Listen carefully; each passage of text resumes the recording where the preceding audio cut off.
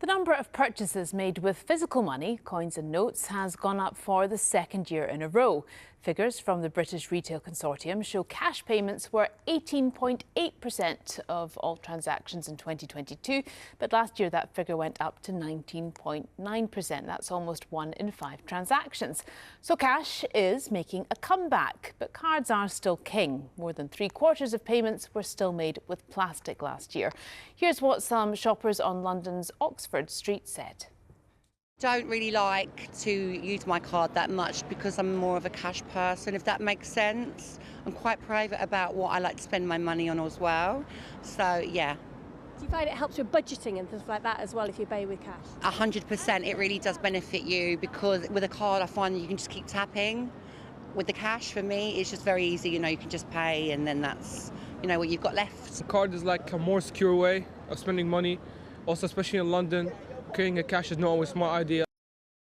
So what's behind the rise? Well, joining me now is Delnevo, chair of the Payment Choice Alliance, which campaigns for the right to use cash. Many thanks indeed for joining us. What is it you like about using cash? Well, I think people like solid things. I saw today that Bitcoin is now $100,000, so we've entered la land in terms of that financial situation. But people like cash because they can hold it in their hand, they know they've got it, and they can control it, as some of the people on Oxford Street were saying. They don't overspend because once the £20 is spent, it's gone. You can't just wave a card and spend some more. So I think it helps people budget. I think 15 million people in Britain are now budgeting using cash. So you're getting on for 25% of the adult population, slightly more than that actually. So people rely on cash in that way. We also have a lot of people who can't participate in the digital society. 8 million people don't have smartphones, so they can't use apps. Other people have smartphones and they don't want to use apps. And we think it's important that people have choice. So that's why we're working within the Alliance to make sure a law is passed, giving people the right to spend their cash when and where they choose. Increasingly, you do go into businesses that are card only. That must pose some difficulties then if you want to use cash.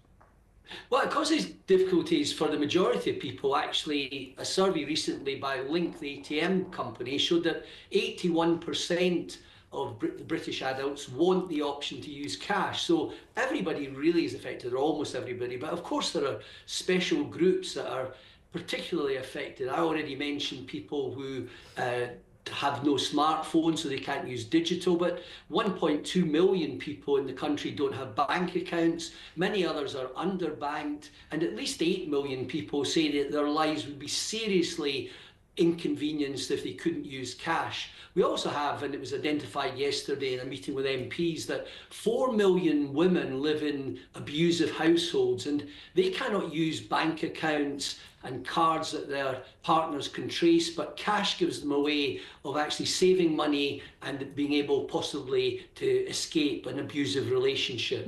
There are also people with disabilities who can't use cards or digital. So when you add all the groups who are disadvantaged, it comes to millions upon millions of people. It's not a fringe issue. We must keep cash and we must be able to use it. And I mean, are you bolstered by these figures? Because certainly during the pandemic, there was a lot of talk about, this would be the end of cash, would be a cashless society. These figures seem to suggest no. No, there were a lot of bad rumours about cash, that it was helping to spread COVID, but that was nonsense, quite frankly. We've come out of that now. Many people are spontaneously using cash again, and others are being, if you like, forced to do it to budget properly. So I can see this a continuation of this increasing the use of cash. And certainly now that people have seen that some businesses, misguided businesses, have started to refuse cash, they're more and more aware of the issue and more reluctant to give into it. People don't like being dictated to how they spend their money. And, at the Alliance, we are listening to people, and people all around the country, in Scotland, England, Wales, and Northern Ireland are saying no to cashless. So I would urge your viewers to go to the Payment Choice Alliance website. And sorry, Ron, Thank you very much. Oh, sorry, Ron, that's us out of time, but good to talk to you. Thanks for your time. Thank you.